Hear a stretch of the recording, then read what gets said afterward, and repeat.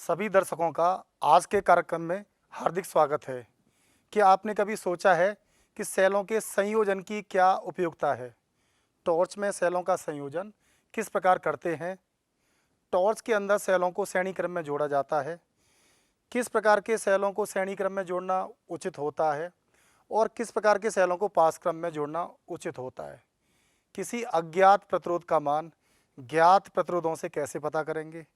4 प्रतिरोधों की एक विशेष व्यवस्था द्वारा अज्ञात प्रतिरोध ज्ञात करते हैं, जिसे व्हीटस्टोन सेतु कहते हैं।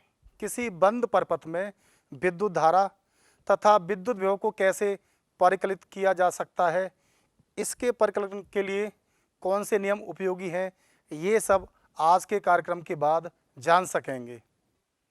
अभी हम सेलों के श्रेणी क्रम संयोजन पर ध्यान केंद्रित करते हैं। श्रेणी क्रम में दो सेलों को जोड़ते समय प्रत्येक सेल के एक टर्मिनल को मुक्त छोड़कर दोनों सेलों के एक टर्मिनल को एक दूसरे से संयोजित करते हैं। दोनों सेलों के विद्युत वाहक बल क्रमशः एप्सिलॉन 1 तथा एप्सिलॉन 2 तथा उनके आंतरिक प्रतिरोध R1 तथा R2 हैं। पहले सेल के धनात्मक तथा ऋणात्मक टर्मिनल के मध्य विभवांतर VAV बराबर VA माइनस VB बराबर एप्सिलॉन 1 माइनस IR1। उसी प्रकार से दूसरे सेल के टर्मिनल के बीच में विभवांतर VBC बराबर एप्सिलॉन 2 माइनस IR2।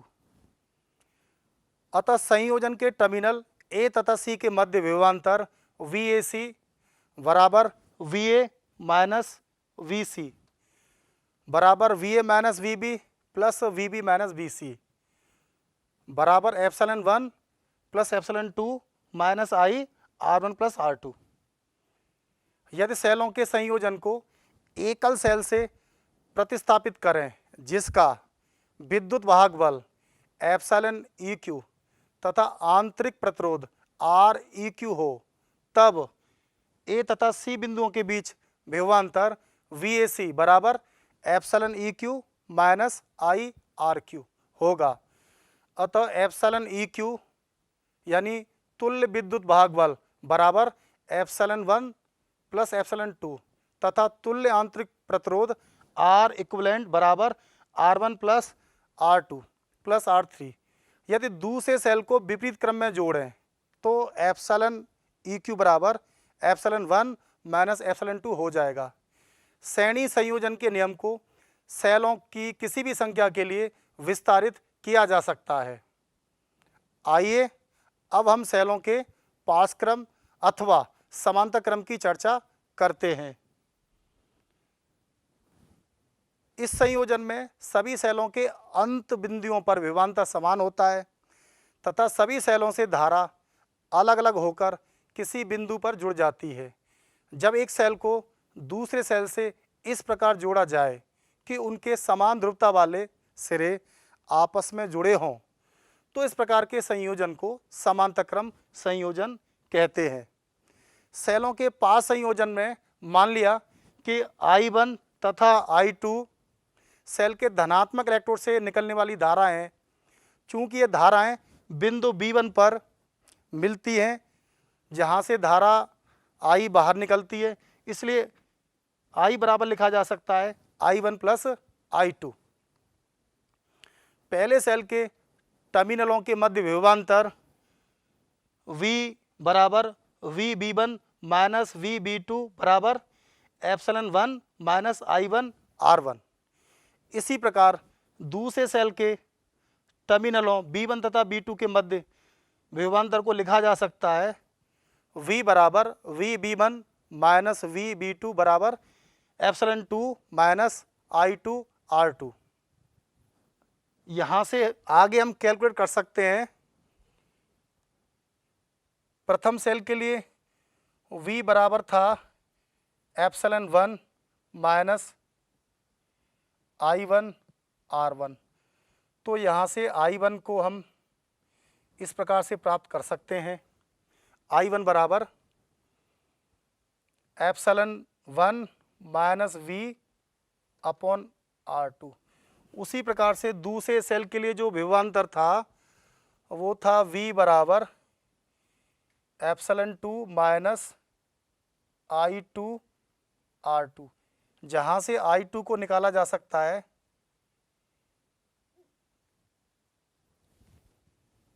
जहाँ से I2 को निकाला जा सकता है epsilon 2 minus V divided by R2।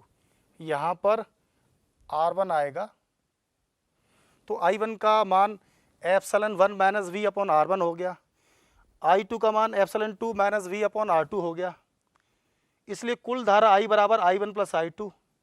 I1 का मान लगा दिया epsilon 1 minus V upon R1 plus epsilon 2 minus V upon R2। आगे हम इसको इस प्रकार लिख सकते हैं, कुल धारा I बराबर epsilon 1 upon R1 plus epsilon 2 upon R2 minus V 1 upon R1 plus 1 upon R2। यहाँ एप्सिलॉन 2 आएगा, यहाँ पर R2 आएगा। V बराबर हो जाएगा epsilon 1 R2 plus epsilon 2 R1 upon R1 plus R2 minus I R1 R2 upon R1 plus R2।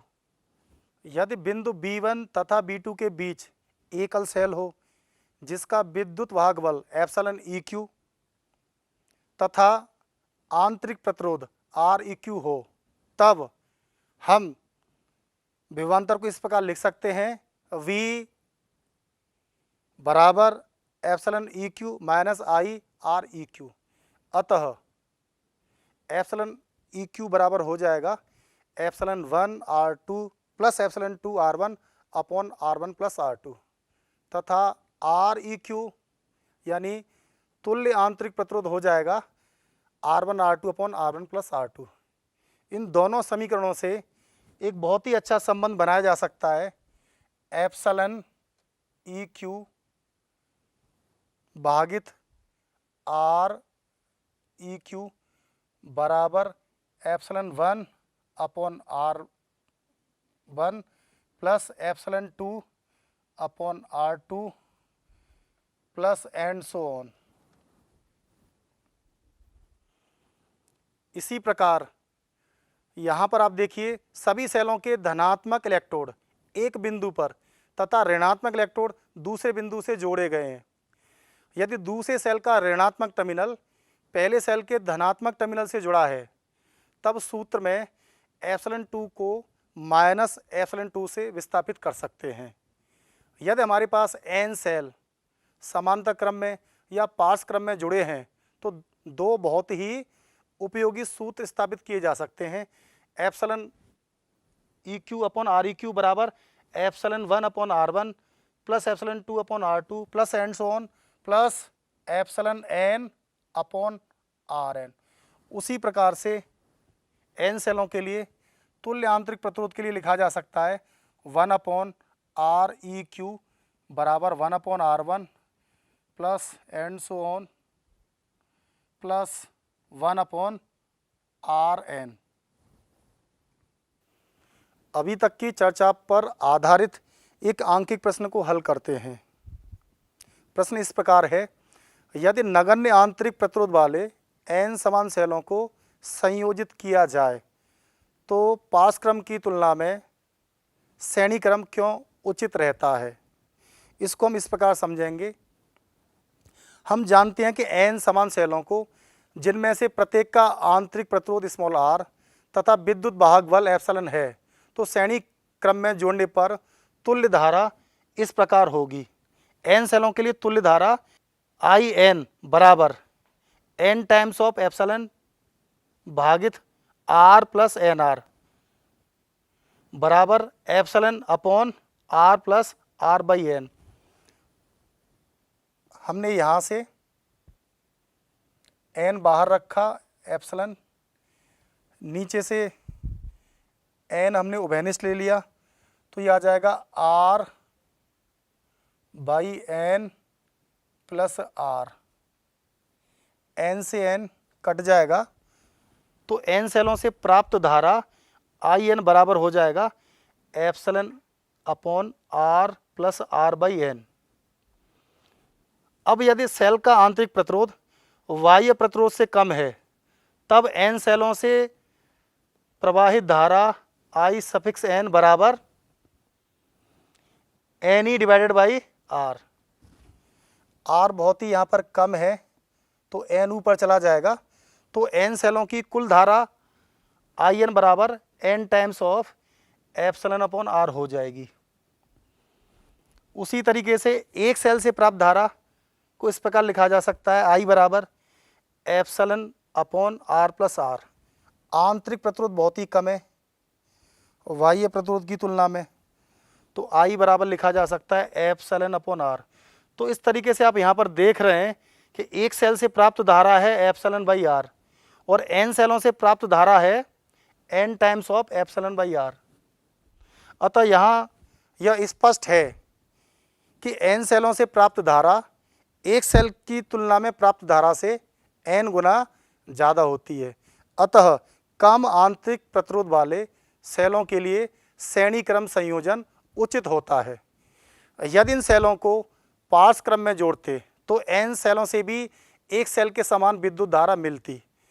अतः पार्श्व क्रम में सिर्फ अधिक आंतरिक प्रतिरोध वाले सेलों को ही संयोजित किया जा सकता है, जिसे हम इस प्रकार समझ सकते हैं। पार्श्व क्रम में n सेलों से प्राप्त धारा IN बराबर epsilon upon R plus R by N। पार्श्व क्रम में यदि n सेल हैं तो n सेलों से प्राप्त धारा को इस प्रकार लिखा जा सकता है, तुल्य विद्युत वाहक बल होगा एप्सिलॉन अपॉन कुल प्रतिरोध हो जाएगा R plus R by N। यदि सेलों का आंतरिक प्रतिरोध बहुत ही ज़्यादा है और बाह्य प्रतिरोध की तुलना में, तो इसको लिखा जा सकता है IN बराबर एप्सिलॉन R को यहाँ पर नगण्य माना जा सकता है, तो IN बराबर हो जाएगा n टाइम्स ऑफ एप्सिलॉन भागित स्मॉल r। तो पार्श्व क्रम में n सेलों से इतनी धारा प्राप्त होगी और एक सेल से प्राप्त धारा I बराबर होगा epsilon upon R plus R। Capital R बहुत ही छोटा है यहाँ पर, तो एक सेल से प्राप्त धारा हो जाएगी एप्सिलॉन बाई R। तो इस तरीके से ऐसे सेल जिनका आंतरिक प्रतिरोध बाह्य प्रतिरोध की तुलना में बहुत ज़्यादा है, उनको हमेशा पार्श्व या समांतर क्रम में जोड़ना चाहिए, क्योंकि उस समय n सेलों से प्राप्त धारा होगी n एप्सिलॉन बाई R और एक सेल से प्राप्त धारा होगी एप्सिलॉन बाई R। इससे स्पष्ट है कि अधिक आंतरिक प्रतिरोध वाले सेलों को समांतर क्रम में तथा कम आंतरिक प्रतिरोध वाले सेलों को श्रेणी क्रम में जोड़ना उचित रहता है। आपने सामान्यतः देखा होगा विद्युत परिपथों में कभी कभी कई प्रतिरोधक एवं सेल जटिल ढंग से सम्बद्ध होते हैं। श्रेणी एवं पार्श्व संयोजन के लिए जो सूत्र हमने पहले प्राप्त किए हैं वे परिपथ के सभी विद्युत धाराओं तथा विभवांतरों के लिए हमेशा पर्याप्त नहीं होते। दो नियम जिन्हें किरचॉफ के नियम कहते हैं विद्युत परिपथों के विश्लेषण में बहुत उपयोगी होते हैं। आइए अब हम विद्युत परिपथ से संबंधित किरचॉफ के नियमों की उपयोगिता पर चर्चा करते हैं, जो आगे इस प्रकार है। यदि किसी प्रतिरोध में धारा का मान अंततः धनात्मक आता है तो धारा की वास्तविक दिशा तीर की दिशा में होती है, और यदि ऋणात्मक निकलता है तो वास्तव में विद्युत धारा की दिशा तीर की दिशा के विपरीत होती है। सेलों के धनात्मक टर्मिनल P तथा ऋणात्मक टर्मिनल N के मध्य विभवांतर V बराबर Vp माइनस Vn बराबर एप्सिलॉन माइनस IR। यहाँ I सेल के अंदर N से P की ओर प्रवाहित विद्युत धारा है। यदि हम सेल से होकर बहने वाली धारा को चिन्हित करते हुए P से N की ओर बढ़ें तो आगे लिखा जा सकता है V बराबर एप्सिलॉन प्लस IR। किरचॉफ के विद्युत परिपथ से संबंधित दो नियम इस प्रकार हैं। पहला, संधि नियम। किसी संधि पर प्रवेश करने वाली विद्युत धाराओं का योग इस संधि से निकलने वाली विद्युत धाराओं के योग के बराबर होता है। यह नियम आवेश के संरक्षण के सिद्धांत से संबंधित है। दूसरा नियम पास नियम। प्रतिरोधकों तथा सेलों से सम्मिलित किसी बंद पास के चारों ओर विभव में परिवर्तनों का बीजगणितीय योग शून्य होता है। अतः किसी बिंदु से प्रस्थान कर यदि हम वापस उसी बिंदु पर आ जाते हैं तो कुल परिवर्तन शून्य होना चाहिए। यह नियम ऊर्जा के संरक्षण सिद्धांत पर आधारित है। अभी किरचॉफ के द्वितीय नियम को एक पास में लगाना हम सीखेंगे। तो एक बंद पास ले रहे हैं जो है AHDEFGA, AHDEFGA। तो A से H तक जो विभव पात होगा 30 × I1, 30 I1। हम धारा की दिशा में जा रहे हैं तो इसको माइनस का 30 I1 ले सकते हैं। H से D तक कोई भी विभव पात नहीं हो रहा है। D से E तक जो विभव पात हो रहा है 20 I2 और धारा की विपरीत दिशा में जा रहे हैं तो इसको हम प्लस का 20 I2 ले सकते हैं। फिर 1 ओम का एक और प्रतिरोध है जिसमें I2 धारा जा रही है।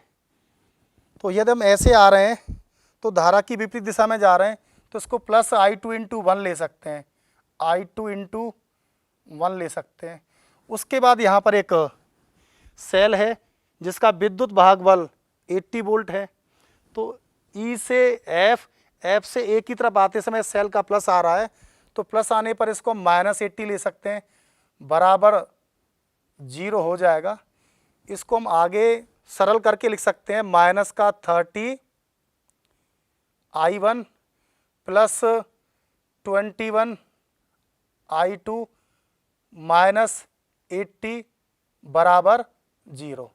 तो इस तरीके से इस बंद पास में हमें ये इक्वेशन प्राप्त हो गया, -30 I1 प्लस 21 I2 -80 बराबर 0। कई बार हम इसके साइंस बदल सकते हैं, +30 I1 -21 I2 प्लस 80 बराबर 0, इस प्रकार भी लिख सकते हैं। अभी यहाँ पर एक दूसरा बंद पास है AHDCBA, AHDCBA। इस बंद पास में किरचॉफ का द्वितीय नियम कैसे लगाएंगे? तो अगेन A से H की तरफ गए, विभवपात कितना हो रहा है 30 I1। करंट की दिशा में जा रहे हैं, धारा की दिशा में इसको माइनस ले सकते हैं। तो A से H तक गए, H से D तक गए, अब D से C तक जा रहे हैं तो यहाँ पर 45 वोल्ट का सेल का नेगेटिव टर्मिनल आ रहा है तो इसको +45 ले सकते हैं। फिर C से B तक 1 ओम का प्रतिरोध है जिसमें I3 धारा जा रही है और हम धारा की दिशा में जा रहे हैं तो इसको लिख सकते हैं I3 × 1। धारा की दिशा में जा रहे हैं तो ये हो जाएगा माइनस का I3 × 1। तो इस तरीके से वापस हम A से चलकर A पर ही वापस आ गए। अब 40 ओम का प्रतिरोध और यहाँ पर बचा जिसमें हम धारा की दिशा में जा रहे हैं तो माइनस का 40 और इसमें जो धारा जा रही है वो I3 है तो 40 I3 बराबर 0। आगे हम इस समीकरण को सरल कर सकते हैं, -30 I1 माइनस का 41 I3 प्लस का 45 बराबर 0। तो इस तरीके से हमने इस परिपथ में, इस बंद पास में किरचॉफ के द्वितीय नियम को लगाना सीखा। अभी हम किरचॉफ के नियम पर आधारित एक आंकिक प्रश्न को हल करेंगे जो इस प्रकार है। तो अभी हम बंद पास ले लेते हैं ACDA, ACDA। तो ACDA बंद पास में, ACDA बंद पास में जो समीकरण है वो कैसे प्राप्त होगा? A से C की तरफ जा रहे हैं, सेल का +10 आ रहा है तो इसको -10 लिया जा सकता है, -10 वोल्ट। 1 ओम का प्रतिरोध है, इसमें जो विभवपात हो रहा है 1 × I1, धारा की विपरीत दिशा में जा रहे हैं तो ये आ जाएगा यहाँ पर I1। C बिंदु तक पहुँच गए। अब C से D तक जो विभवपात हो रहा है धारा की दिशा में जा रहे हैं तो माइनस लेंगे, माइनस का 2, और यहाँ इस प्रतिरोध में जो धारा है वो है I2 plus I3 minus I1 minus I1। ए से सी तक गए, सी से डी तक, अब डी से ए तक धारा की विपरीत दिशा में जा रहे हैं तो plus 4I1 minus I2 plus 4I1 minus I2 बराबर 0, क्योंकि वापस हम ए तक आ गए। अब इसको यदि हम सरल करें तो ये प्राप्त होगा -10 plus I1 minus 2I2 minus 2I3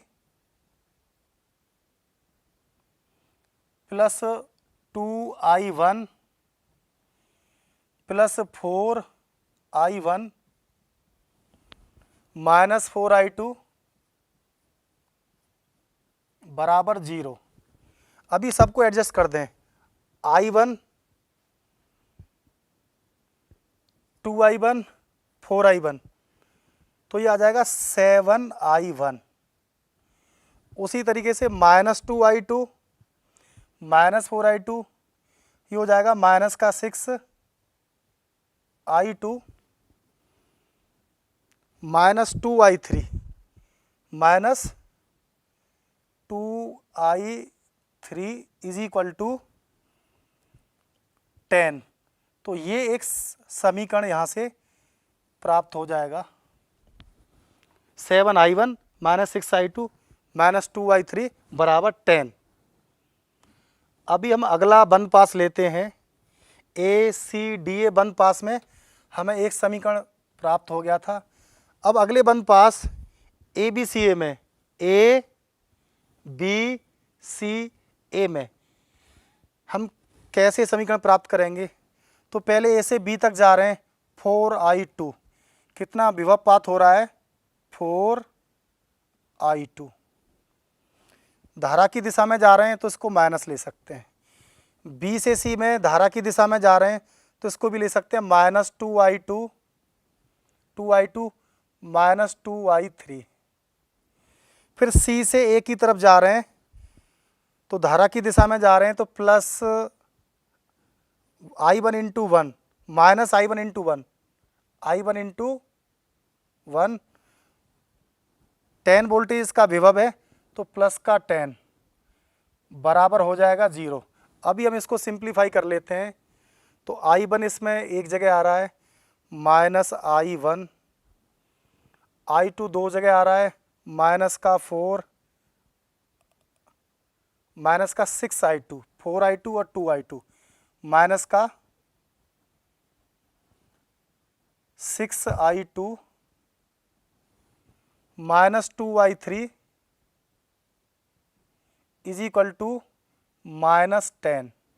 हर जगह क्योंकि माइनस आ रहा है तो ये सारा प्लस में चेंज हो जाएगा, plus 10 plus 2I3 plus 6I2 plus I1। तो एक समीकरण यहाँ पर मिल गया, I1 plus 6I2 plus 2I3 बराबर 10। अभी हम बंद पास BCDEB लेते हैं। बंद पास BCDEB, BCDEB। तो सबसे पहले हम B से C तक गए, धारा की दिशा में जा रहे हैं तो माइनस ले सकते हैं, माइनस का 2I2 माइनस का 2I3। तो यहाँ जो विभवपात हो रहा है 2I2 प्लस 2I3 हो रहा है, क्योंकि धारा की दिशा में जा रहे हैं तो इसको माइनस लिया जा सकता है। C से D की तरफ जा रहे हैं, यहाँ भी धारा की दिशा में जा रहे हैं तो माइनस ले सकते हैं, तो माइनस का 2I2 माइनस का 2I2 माइनस का 2I3 माइनस का 2I3 और माइनस माइनस प्लस हो जाएगा, प्लस 2I1। B से C की तरफ गए, C से D की तरफ गए, अब D से E की तरफ जा रहे हैं और E से B की तरफ जा रहे हैं तो एक ही विभव यहाँ पर दिखाई दे रहा है 5 वोल्ट, जो कि माइनस का है, तो प्लस 5 बराबर आ जाएगा 0। अब हम इसको सिंप्लीफाई कर लेते हैं। इसमें I1 एक ही जगह नज़र आ रहा है, तो ये हो जाएगा 2I1। I2 दो जगह आ रहा है, 2I2 तो माइनस का ही हो जाएगा 4I2। I3 भी यहाँ पे दो जगह आ रहा है, तो माइनस का 4I3 is equal to minus का 5। तो ये समीकरण यहाँ पर इसके साथ मैच कर रहा है। 2I1 minus 4I2 minus 4I3 बराबर -5। इस तरीके से आपने देखा I1, I2, I3 में तीन बंद पास का प्रयोग करने से हमें तीन समीकरण प्राप्त हुए। इन तीनों समीकरणों से I1, I2 तथा I3 के मान को परिकलित किया जाए तो वह इस प्रकार आ जाएगा। इस प्रकार तीन समीकरण हमने प्राप्त किए I1, I2, I3 में। उनसे जो अंतिम धारा निकलेगी I1, उसका मान होगा 2.5 एम्पियर। I2 धारा का मान होगा 5/8 एम्पियर तथा I3 धारा का मान होगा 15/8 एम्पियर। 15/8 एम्पियर।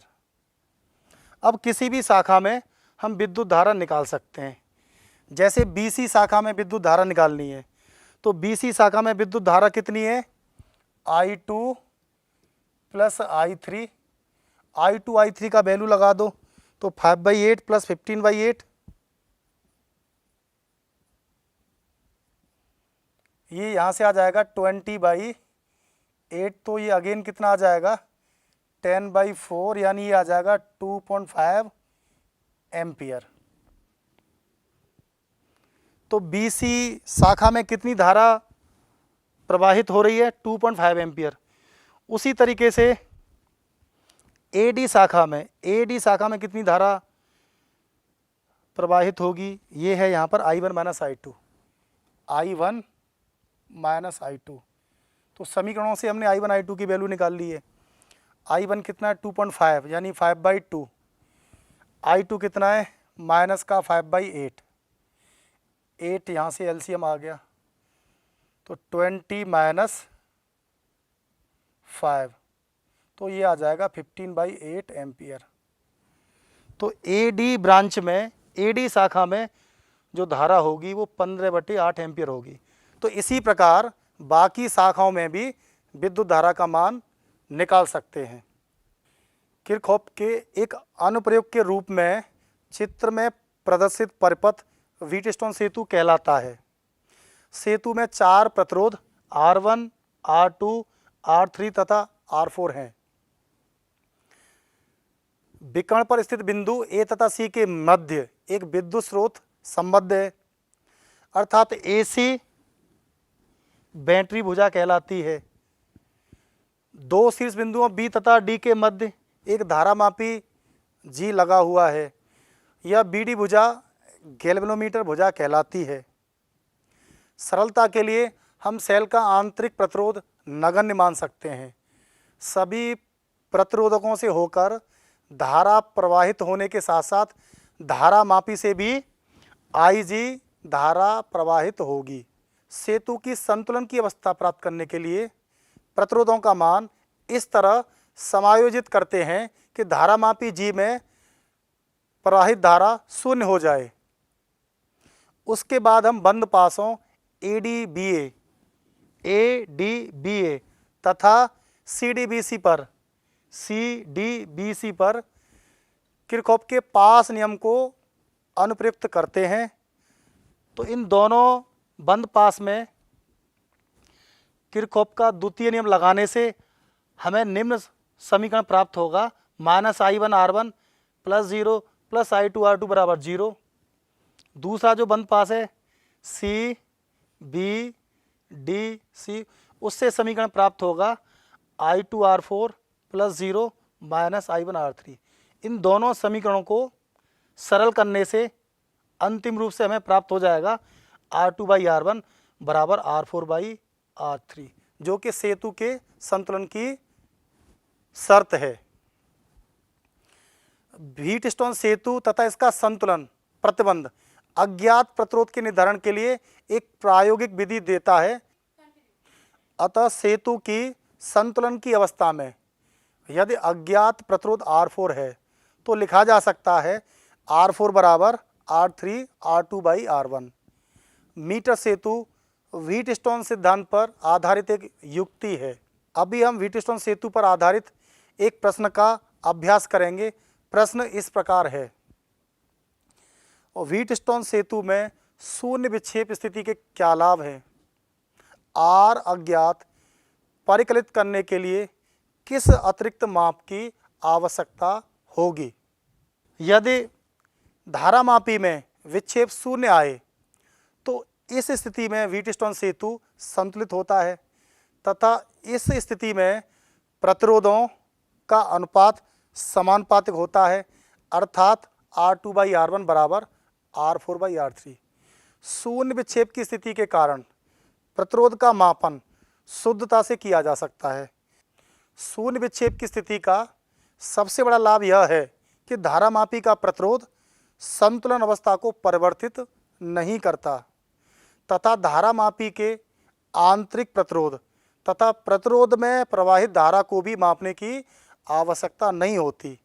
अन्य किसी विधि से जैसे किरचॉफ लॉ से अज्ञात प्रतिरोध को निकालने के लिए प्रत्येक प्रतिरोध में प्रवाहित धारा तथा धारामापी में प्रवाहित धारा के साथ इसके आंतरिक प्रतिरोध के मापन की भी आवश्यकता होगी। आप सेलों के श्रेणी क्रम तथा पार्श्व क्रम पर आधारित तथा किरचॉफ के नियमों पर आधारित प्रश्नों का अभ्यास करेंगे। किसी परिपथ में धारा तथा वोल्टता निकालने में ये कितने महत्वपूर्ण हैं, प्रश्नों के अभ्यास से इसको समझने का प्रयास करेंगे। आप ये पता करेंगे कि किसी कार को सेल्फ स्टार्ट करने में प्रयुक्त बैटरी के स्थान पर उतनी ही वोल्टता प्राप्त करने के लिए ड्राई सेल को श्रेणी क्रम में जोड़ना उचित नहीं होता। व्हीटस्टोन सेतु के सिद्धांत के अनुप्रयोगों का हम आगे के कार्यक्रमों में प्रस्तुत करेंगे। आज के कार्यक्रम का अभी हम यहीं पर समापन करते हैं। आप सभी का बहुत बहुत धन्यवाद।